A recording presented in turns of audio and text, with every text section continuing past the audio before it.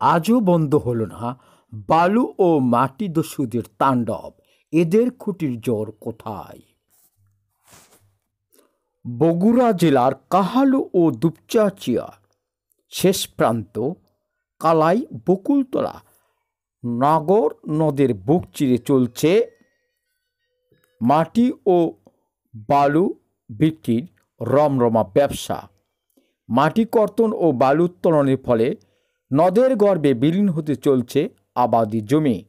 মাটি ও বালুদস্যুদের ক্ষমতার দাপটে মুখ খুলতে ও প্রতিবাদ করতে পারছে না এলাকাবাসী। এলাকার চিহ্নিত কুখ্যাত মাটি ও বালু দস্যুরা হল কাহালু উপজেলার কানাই গ্রামের মোহাম্মদ হাসু, শাহজাহান সাবেক মেম্বার, আলামিন, রফিকুল, শামীম, মামুন প্রমুখ। এরা প্রতিনিয়ত মাটি কর্তন ও বালু উত্তোলন করছে প্রশাসনকে বৃদ্ধাঙ্গুল দেখিয়ে। এদের খুঁটির জোর কোথায়? না অন্য কিছু? মাটি ও বালু উত্তোলন বন্ধ না হলে নাগর নদের মাঝে বিলীন হবে আবাদি জমি।